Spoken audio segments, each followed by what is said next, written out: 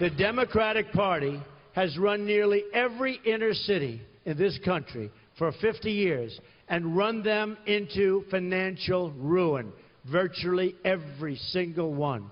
They've ruined the schools. They've driven out the jobs. They've tolerated a level of crime no American should consider acceptable. Okay, so the Democrats have ruined the inner city, and Donald Trump says, if you make me president, I will fix them. Do you buy it? Charles Payne joins us right now. He's the host of Making Money over on Fox Business. What do you think? Well, I think he's right with respect to creating the inner city and keeping it where it is. To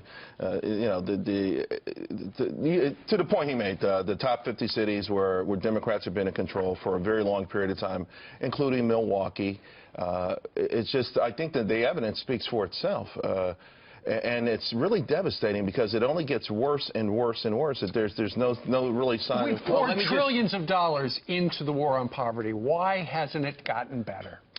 Well, you pour, trillions of dollars in at the top, and you put it toward faulty programs. You put it toward things that aren't necessarily designed to help people improve. I think someone had sent a tweet out the other day about Democrats and sort of looking the other way or enabling certain things.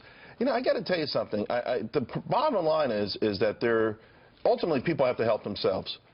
So you have a couple of choices to make in life. You can say, hey, I want to continue to be sort of along the lines of this victimhood and a sense of no help or no hope, which is the narrative that's typically sold. And the reason that Democrats stay in power is that they say, hey, you're in a very hostile environment, a very hostile country that does not like you because of the color of your skin. We've got your back, and they offer better and better crumbs to keep it that way. Donald Trump says that Hillary Clinton talks down to the community of color, sees them only as voters. She holds back the minority voters in this rigged system. Well, I think the Democratic platform does that. I really do. I think it has done that for a long time. And I'm really glad that Donald Trump made this speech. I would like to see him make it, though, in black churches. I'd like to see him make it in black neighborhoods. Maybe he will. Maybe he will. When I first started on Wall Street, the first thing I learned as a stockbroker is you have to ask for the order. Okay? And I've always hated the GOP narrative that somehow asking black people for their vote is quote-unquote pandering. That is so damn dumb. Right. If I'm trying to sell you this cup, if I want everybody in this room to sell the cup, I may sell it to her differently than I sell it to you. But I'm selling the cup. Right. And I love when you fired up and yell. I get a little... but let me just say this, Charles. I thought Stephen A. Smith nailed it. 2015, May last year, he went to he's addressing a college, and he said, listen, you guys should all vote Republican. And they said, why? Because you never did in your life. Democrats take your vote for granted, and Republicans don't try for it. And even, George Bush wasn't trying for it. But, Bob Dole, I don't remember trying for it. I don't remember John McCain trying for it.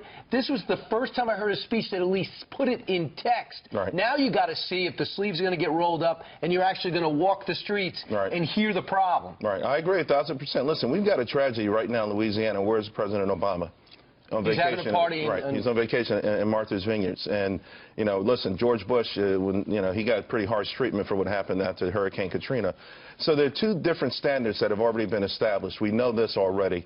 And the bottom line is, I think most black Americans are held hostage. They're hostages in this country.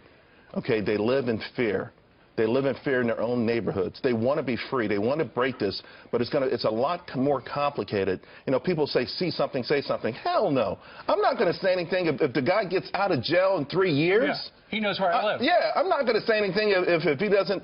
70% of the murders in Chicago, someone hasn't even been arrested for them. Are you kidding me? So the black community is being held right now. It's a hostage situation. They would love to be free. They would love for someone or somebody or some sort of ideology to come in there and break those bonds because they're being held hostage in America right now. Charles, let's talk Olympics, because if you win a gold medal, you win $25,000. But you have to pay about 40% tax on that, which adds up to $9,900. So Michael Phelps owes $55,000. So far. So far, right. But I'm not crying for Michael Phelps. I'm crying for the U.S. cyclist who said the most he ever made in 1 year from his sport was $3 grand.